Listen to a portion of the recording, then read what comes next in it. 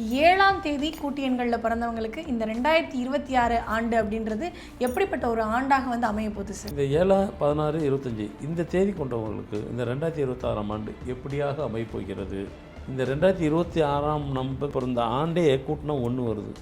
அப்போ நீங்கள் கேர்ஃபுல்லாக தான் இருக்கணும். முடிஞ்ச வரைக்கும் இந்த ஆண்டு திருமணம் பண்ணுறது கூட நீங்கள் அவாய்ட் பண்ணிடுங்க.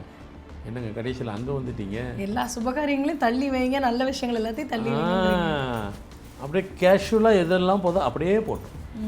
இப்போ அதுக்காக பிஸ்னஸ் பண்ணுறது ஒரு வருஷம் லீவ் விட்டுற முடியுமா? அது ருட்டீனாக போகிறது. அது அப்படியே விடுங்க. ஆனால் அந்த பிஸ்னஸ்லேயும் ரீஇன்வெஸ்ட்மெண்ட் பண்ணுறேன், பிரம்மாண்டமாக பண்ணுறேன், அதெல்லாம் செய்யாதீங்க. 8, 17, 26 இந்த தேதி கொண்டவங்களுக்கு இந்த ஆண்டு எப்படி இருக்கும்? மிக மிக மிக அவங்களுக்கு சிறப்பை அள்ளி கொடுக்கும் ஆண்டு. ஆனால் உண்மையிலே ரொம்ப கஷ்டப்பட்டாங்க. பல ஆண்டுன்னு ஒரு 7-8 ஆண்டாகவே ரொம்ப கஷ்டப்பட்டாங்க. பட்டுட்டு ஒரு சக்ஸஸ்க்காகவே அவங்களால முடியல, ஏதோ முடியல அப்படிங்கிற ஸ்டேஜுக்கு வந்துட்டாங்க. இந்த ஆண்டு பயப்படாதீங்க, அப்படிலாம் நினச்சிடாதீங்க. சும்மா வீரியத்தை அள்ளி தெளிச்சிடும் உங்களுக்கு. இந்த 8, 17, 26 நீங்கள் பல வருடங்கள் போராடி கெரியரில் இருக்கிறவங்கள கூட பார்த்தீங்கன்னாக்கா ரொம்ப கஷ்டப்பட்டுருப்பீங்க. ஆமாம், நீங்களும் ஒரு 7-8 வருஷம் கஷ்டப்பட்டுருப்பீங்க பல ஆண்டுகளாக. இந்த ஆண்டு எல்லாமே உங்கள் ஆண்டு மாதிரி டக்குன்னு எல்லாமே சக்ஸஸ் ஆயிரும். அவங்களும் வந்துட்டு பல ஆண்டுகளாக ரொம்ப போராடி இருக்காங்க. அதாவது எதுக்காகனாக்கா சக்ஸஸுக்காக தான். தாங்க உழைச்ச உழைப்புக்கு உண்டான அதனுடைய அங்கீகாரம் இது வரைக்கும் அவங்களால வந்து பெற முடியல. ஏன் முடியல அப்படின்ட்டு பல போராட்டம் பார்த்து உள்ளவங்க உங்களுக்கு இந்த ஆண்டு உங்கள் ஆண்டு மகிழ்ச்சி கொடுக்கும்.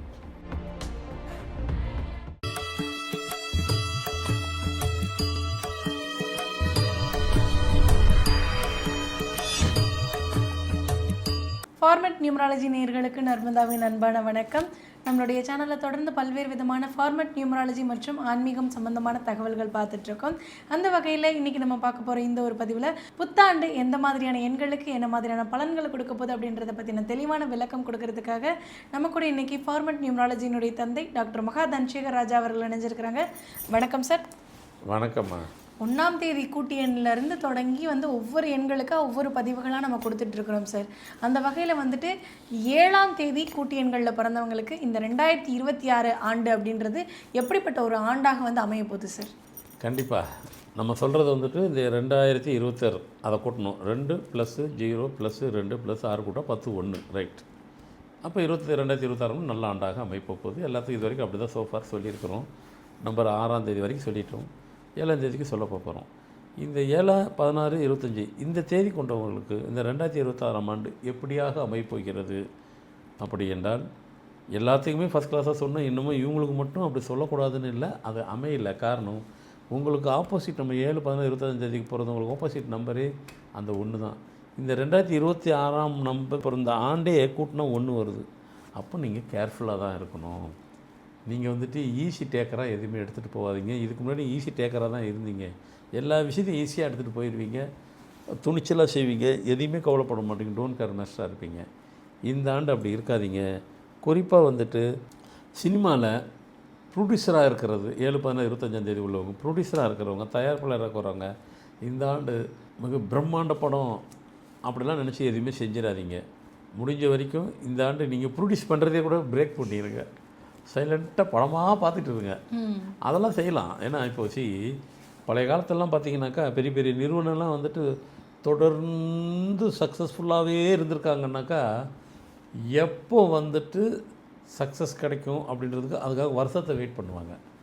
அவசரப்பட்டுட்டு இந்த ஆண்டு செய்ய வேண்டாம், இந்த படம் செய்ய வேண்டாம், இந்த படம் செய்யணும், இந்த ஆண்டு செய்யலான்றது கணக்கு போட்டு பண்ணுவாங்க. அதனால தான் பெரிய பெரிய நிறுவனம்லாம் பல ஆண்டுகளாக தொடர்ந்து இருந்திருக்காங்க. அதே தான் இந்த ஆண்டு நீங்கள் விட்டுருங்க, லீவு விட்டுருங்க பேசாமல். யார் 7, 16, 25 தேதியில் பிறந்தவங்க, சினிமாவில் ப்ரொடியூசராக இருக்கிறவங்க, தயாரிப்பில் இருக்கிறவங்க, இந்த ஆண்டு நீங்கள் எதை எடுத்தாலும் உங்களுக்கு வந்து சக்ஸஸ் ஆகாது. ஏன்னா நீங்கள் சினிமாங்கிறது எல்லாத்துக்கும் தெரிஞ்சது. ரொம்ப கடின உழைப்பு உழைக்கணும். ரொம்ப ரிஸ்கிலே வந்துட்டு டூ ஹை ரிஸ்க்கு. தட்டினாலும், அதாவது 10 படம் நீங்கள் சம்பாரிச்சா கூட ஒரு படம் சரியாக எடுக்கலைன்னா மொத்தத்தையும் வாங்கிடும். அது கடல் உள் வாங்குற மாதிரி வாங்கி எங்கேயோ கொண்டு போய் நிப்பாட்டிடும். ஆனால் ஒரு படம் சக்ஸஸ் பண்ணுறதுக்கு 1000 உழைப்பு போடணும். ஆனால் ஒரு படம் தோற்றாலும் 1000 உழைப்பை நீங்கள் விட்டுறணும். ஏன்னா சினிமாங்கிறது ஒரு டஃபஸ்டான ஒரு ஃபீல்டு. ஒரே ஒரு படத்தில் அவ்வளோ உச்சத்துக்கு போயிடும், அது தூக்கியும் போட்டுரும். அது அதனால் உங்களுக்கு போய் நான் அட்வைஸ் பண்ணுற அளவுக்குலாம் எனக்கு அந்த கெப்பாசிட்டி இல்லை. காரணம் என்ன, நீங்கள் சினிமாவிலே பல ஆண்டு ஊறி இருப்பீங்க. ஊர்னா கூட நம்பர் பிரகாரம் நான் சொல்கிறது தான் கேட்கணும். காரணம் இதில் நான் தான் அதில் எக்ஸ்பர்ட்டு, எல்லாத்துக்கும் தெரிஞ்சது தான். நானே என்ன சொல்லிக்கிறேன்னு இல்லை, சில நேரத்தில் சொல்லத்தான் வேண்டும், சொன்னால் தானே புரிய போகுது. அதனால் நீங்கள் எடுக்கவே எடுக்காதீங்க, பேசாமல் லீவ் விட்டுருங்க. லீவ் விட்டுட்டு இந்த படங்கள்லாம் நிறைய வரும், எல்லாம் உட்காந்து பார்த்துக்கிட்டே இருங்க. உங்களுக்கு அதெல்லாம் ஒன்றும் தவறு இல்லை, பார்த்துக்கிட்டே நல்லதாக எடுத்து வச்சுட்டு நெக்ஸ்ட் ஆண்டு போங்க. அது உங்கள் ஆண்டு, அது சேர்த்து வச்சு எடுங்க. அத்தனை நீங்கள் ஜெயிச்சிருவீங்க. அது அடுத்த ஆண்டை வச்சு பேசிப்போம், இப்போ விட்டுருவோம். அதனால் இந்த ஆண்டு ரொம்ப கேர்ஃபுல்லாக இருங்க. முடிஞ்ச வரைக்கும் இந்த ஆண்டு திருமணம் பண்ணுறது கூட நீங்கள் அவாய்ட் பண்ணிடுங்க. என்னங்க கடைசியில் அங்கே வந்துட்டீங்க, எல்லா சுபகாரியங்களையும் தள்ளி வைங்க, நல்ல விஷயங்கள் எல்லாத்தையும் தள்ளி வைங்க. அப்படியே கேஷுவலாக எதெல்லாம் போதும் அப்படியே போட்டோம். இப்போ அதுக்காக பிஸ்னஸ் பண்ணுறது ஒரு வருஷம் லீவ் விட்டுற முடியுமா? அது ருட்டீனாக போகிறது, அது அப்படியே விடுங்க. ஆனால் அந்த பிஸ்னஸ்லேயும் ரீஇன்வெஸ்ட்மெண்ட் பண்ணுறேன், பிரம்மாண்டமாக பண்ணுறேன், அதெல்லாம் செய்யாதீங்க. ரொட்டீனாக என்ன போதோ அதே போட்டோம். ஏன்னா அந்த ரொட்டீனே உங்களை கையை கடிக்காமல் இருக்குதான்னு பாருங்கள். அதுவே எதை கடிச்சு விட்டுற போகுது. ஏன்னா நம்ம திருப்பி அந்த பழைய சக்ஸஸுக்கு வர்றதுக்கு இன்னும் பல வருடம் போராடணும். அதனால் அது வேண்டாம், ரிஸ்க்கே எடுக்காதீங்க, சைலண்ட்டாக விட்டுருங்க. ரொட்டீனாக போகிறது ரொட்டீனாக போட்டோம், தேவையில்லாத ரிஸ்க்கை எடுக்காமலே போயிட்டு வாங்க. திருமணத்தை கூட கொஞ்சம் தள்ளி போடுங்க, ஒன்றும் இல்லை. பெட்ரோத்தை கூட சும்மா லைட்டாக அப்படி பண்ணி விட்டுருங்க. மேரேஜில் தாலி கட்டுற சமாச்சாரம் நெக்ஸ்ட் இயர் பண்ணிக்கிதுங்க. அடுத்து ஏன் அப்படி சொல்கிறேன்னாக்கா, இதை மீறி பார்க்கலாம். நம்ம எப்போவுமே ரிஸ்க்குக்கு பேர் போன ஆள், ரிஸ்க்குலாம் நமக்கு ரஸ்க்கு சாப்பிட்ற மாதிரி அப்படின்னு நீங்களாம் நினச்சிக்கிட்டு போயிட்டீங்கன்னாக்கா டெபிட்டில் கொண்டு போய் இந்த ஆண்டு உங்களை வச்சிடும். அடுத்த ஆண்டு நீங்கள் தானே சொன்னீங்க, அடுத்த ஆண்டு பெரிய சம்பாரிச்செல்லாம் வச்சிடும் ஏங்க. அப்புறம் பல ஆண்டு உழைச்சதை நீங்கள் ஒரு ஆண்டில் போய் விட்டுறக்கூடாதுங்க, அதுக்காக சொல்கிறோம். அதனால் டெபிட்டில் வைக்கக்கூடிய ஆண்டு உங்களுக்கு 7/10/25க்கு. அதனால் கேர்ஃபுல்லாக இருங்க, அசால்ட்டாக இருக்காதீங்க. நிறைய விஷயங்களும் உங்களுக்கு நிறைய சொல்லி கொடுக்குறேன். திருமணத்தை நான் முதல்ல சொல்லும் போகும்போது தள்ளி போட்டுருங்க. உடனே கிட்ட நெருக்கத்தில் வச்சு திருமணத்தை பண்ணிடாதீங்க. ஏன்னா இந்த ஆண்டு உங்களுக்கு ஒரு 10th, ஏன்னா ஒவ்வொரு ஆண்டும் சில நம்பருக்கு கனெக்டிவிட்டி உள்ள ஆண்டு, அவங்க பெரிய ஆள் ஆயிடுவாங்க. சில பேருக்கு இருக்காது. இந்த ஆண்டு எல்லாத்துக்கும் கனெக்டிவிட்டி இருக்குது, என்னமோ உங்களுக்கு மட்டும் ஒரு டிஸ்டர்பன்ஸ் உள்ள ஆண்டாக இருக்குது. இருந்துட்டு போட்டோம், நெக்ஸ்ட் இயர் பார்த்துட்டு வேறு லெவலில் கொண்டு போயிடலாம். ஸோ இந்த ஆண்டு உங்களுக்கு டென்ஷனாகவே இருக்க வச்சிரும். டென்ஷனாகவே இருக்க வைக்கிற ஆண்டை நீங்கள் சைலண்ட்டாகவே இருந்துருந்துட்டிங்கன்னா டென்ஷன் இல்லாமல் ஆயிடுவீங்க. ஸோ அதனால் உங்களுக்கு ஒரு எச்சரிக்கை கொடுக்க ஒரு ஆண்டு. தயவுசெய்து கேர்ஃபுல்லாகவே இருங்க, கேஷுவலாகவே போயிருங்க. எதுலேயும் நீங்கள் டெபிட்டில் இல்லாமல் பார்க்குறதுக்கு உண்டான அட்வைஸ் தான் கொடுத்துருக்கு. கண்டிப்பாக இதுவும் பயனுள்ளதாக இருக்கும்னு நினைக்கிறேன். கண்டிப்பாக சார்.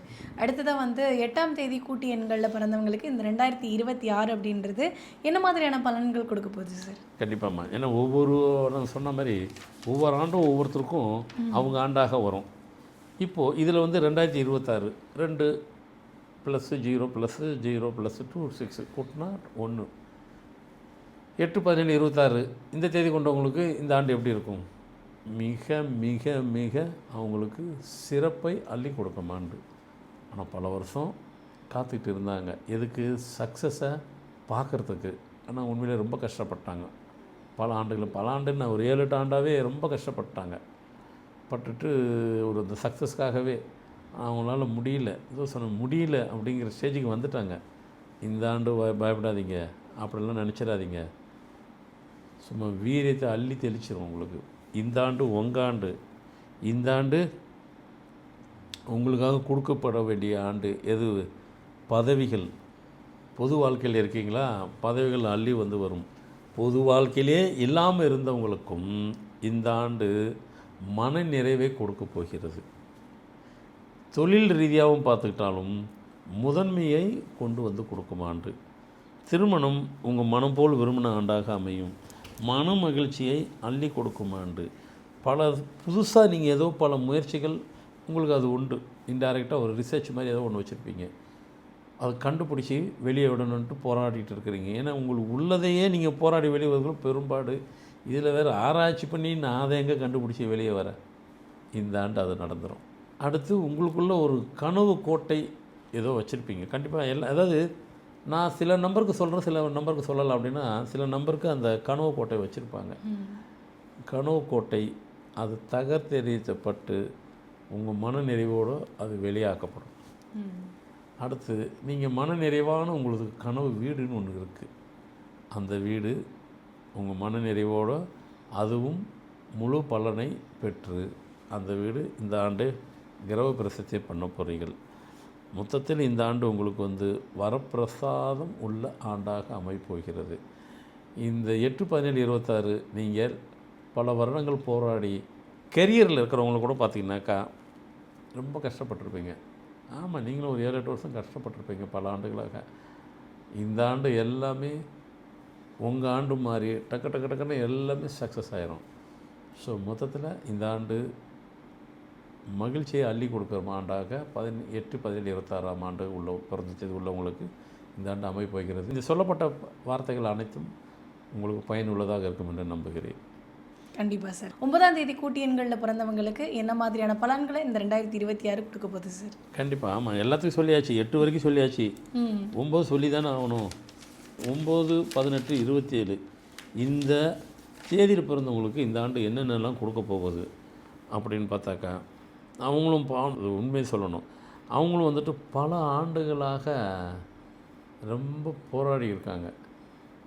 அதாவது எதுக்காகனாக்கா சக்ஸஸுக்காக தான். தாங்கள் உழைச்ச உழைப்புக்கு உண்டான அதனுடைய அங்கீகாரம் இது வரைக்கும் அவங்களால பெற முடியல.